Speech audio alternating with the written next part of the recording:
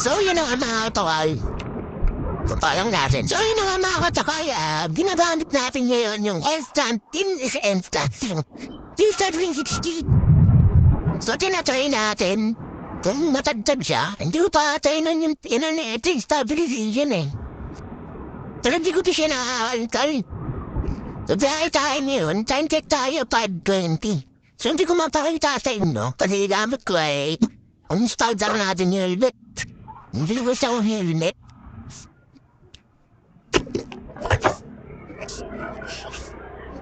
Samtay tayo ng booking dito tayo sa Cavite.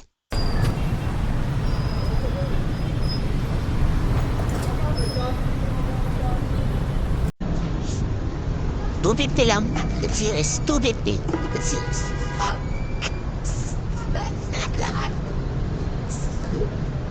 So yun nga mga katakay, kung mapapansin nyo, ang dilim ng kalangitan kasi uulan na iwan ko pa yung raincoat ko at nagkaroon pa ng problema yung Gcash ko, wala pala akong dalang cash. So Gcash yung papambahid ko dyan, ayaw pumasok ng payment ko sa Gcash, siguro mga 2 beses, 3 beses ko inulit. Di ko kasi pwedeng sunod-sunod yung click eh, gawa ng matodoble. So yun nga mga katakay, after ilang minutes, pinasukan tayo ng Bookweng. Nandito tayo ngayon sa SM Rosario kasi dito ang pick-up location natin. So ang drop-off na ito, bandang unahan lang ng McDo. At di ko makita ang ating customer. So hinahanap ko siya. Di kasi ako sanay sa helmet ko eh. Yung isa kasing helmet dapat yung ginagamit ko. So bagong helmet ko yung ginagamit, di ko ginagamit yung pambiyahe, yung isa dapat eh. So yun, nakita ko na rin yung customer natin. Yan, double check muna natin kung tama yung pangalan. Mamaya kasi mali yung maisakay natin. Ilang beses na nangyari sa atin yun.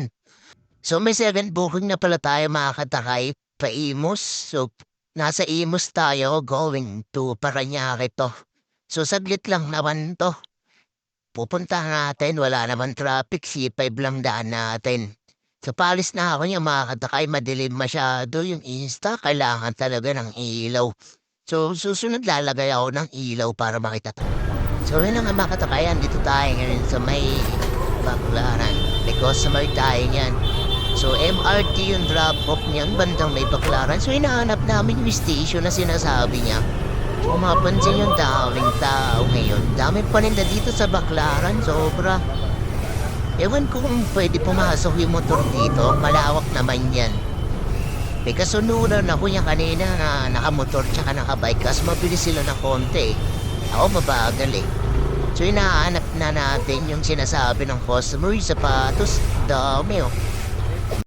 Nag-decide na yung customer natin dito makakatakay na bumaba. Kasi hindi ko na makita yung sinasabi niyang station dito eh. Ang daming nakasabit kasi sa taas hindi ko makita. Naano ko sa mga nakasabit to. Daming paninda dito. May mga damit, sapatos, iba't ibang klaseng damit. So dito nagpapatabi na siya sa gilid. Gigilid tayo kasi makaistorbo tayo sa dadaan sa likod natin. So, eto, gilid muna natin.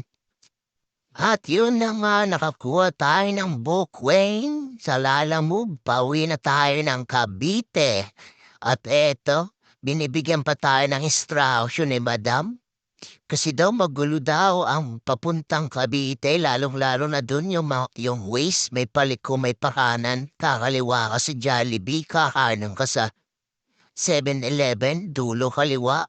And 2 kanto kanan. So wala akong naiintindihan sa sinasabi niya dahil kabisado ko naman makakatara yung sinasabi niya. So ayan, bibigay siya sa akin ng instruction. Okay naman kung nabibigay ng instruction, pero kabisado ko naman dun pag hindi ko naman nakita, pagtatanong ko na lang.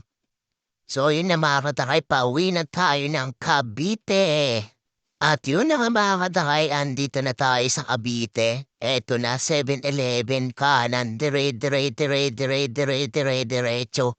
So kung susundan natin to si Waze kung saan nakapin, 3 kilometro to, mali na naman ang pin. So sa kabilang ibayo to, basta sabihin mo lang yung landmark at yung kanan kaliwa, diretso. May barangay naman ata to. Tinitingnan ko yung pin. So, layo niya masyado. So, buti na lang kabisado ko dito sa area na 'to, 'yan dire-diretso, tamang chill lang sa pagda-drive. So, naka-black ako, black yung helmet, black yung damit. So, malamig kasi 'pag gabi kaya nag-black ako. Sobrang lamig kahit nakadoble ka na. So, 'yan, hindi pa ako nakadoble ng damit na 'yan. Isang damit lang suot-suot ko. Kasi 'pag nagdoble ako mainit na. So, 'yan, nandito na tayo. 'Yan, kaliwa, kanan, diretso. Tinitingnan ko maigi. Binibilang ko yung kanto niyan, wala namang kanto. May makita ako tinitingnan ko, dead end. Paramihan na mga street diyan kaya yun dire-diretso, kaliwa, kanan, diretso. So yun, matutumbok din natin yan. At yun na nga mga katakay, natumbok na natin yung address ni customer. At tinatawagan ko yung customer natin mga katakay, hindi sumasagot. Nakakatatlong tawag na tayo, pinapatay niya lang. At diyan ang text na ako, sabi ko, lalamove po, nandito na po ako.